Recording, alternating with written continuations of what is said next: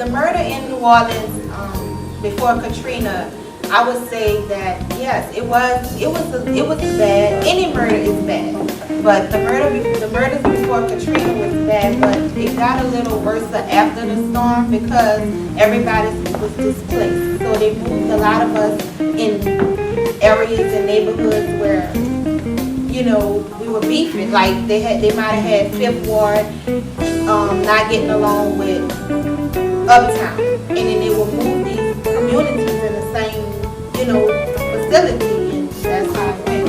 So I feel like it got worse. Well, basically just getting involved. We can hold like town hall meetings to explain what's going on in your community. Me myself, I always look at history programs like Eye on the Prize and different things where our people went through. You know, so that could be something because a lot of young people see what we went through and still going through when they was putting dogs on us and just doing different things. I think that our mentality will change. It's all about knowing your history. That's the main thing. You gotta know your history. I think that's the number one thing that our young kids these days do not know their history. This is Black History Month. You know, Black History Month should be more than just February. Right. You know, this is only a short month. Black History Month should be everywhere. January, February, March, April, the whole 12 months out of the year.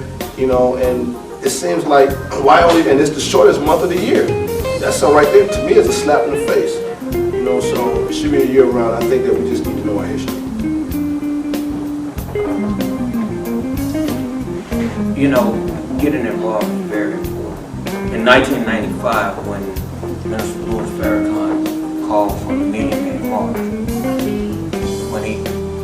at the Million Man March, one of the more important statements that he made out of the whole evening was he asked for every black person there to get involved.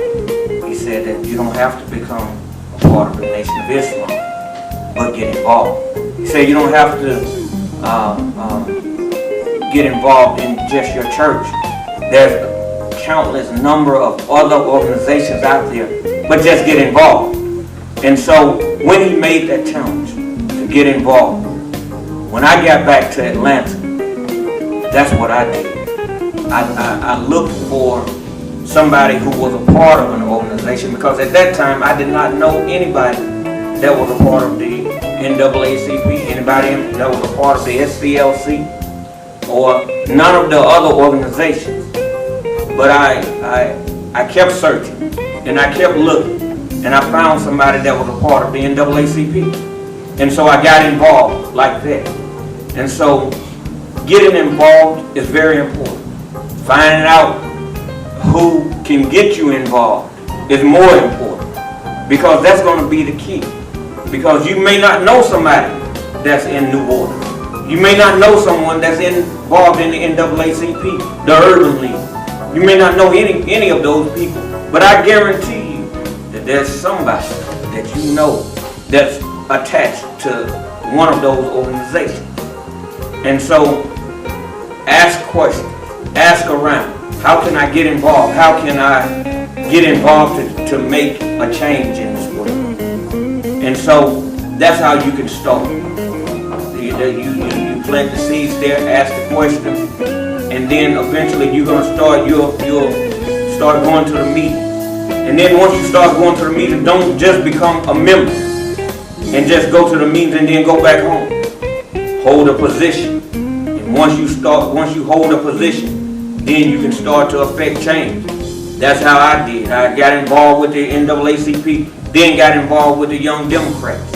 And because I understood that civil rights have to be affected by politics. And once I became youth and college coordinator over the NAACP for the state of Georgia, and then became the executive director for the Young Democrats, then I had influence on both ends. Then I became chief of staff for one of the senators.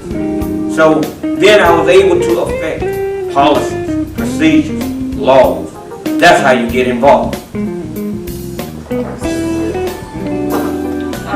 I'm in agreement with everyone on the panel, but I think another alternative for people to get involved would be to start in your home, start with your family and your friends.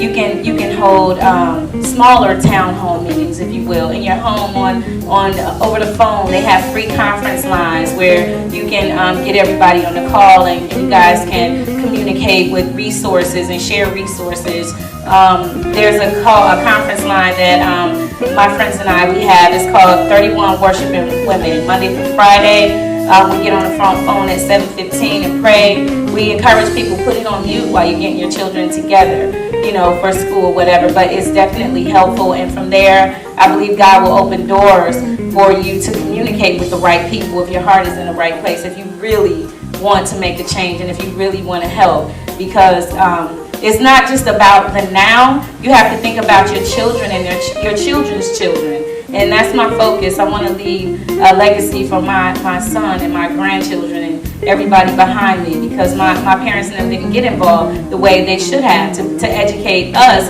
on how to go to the library and seek out councilmen and do the things that's necessary, that probably would have made a difference. I love my parents. They did the best they could, but now when you know better, you do better. That's all I'm saying. So just get up and try to reach people on all levels. The little boy up the street who doesn't have a father, the little girl who doesn't have a mother. Comb her hair with stylists, do her hair or something, minister to her at that time. So that's what I think will be a way that we can reach people, an alternative.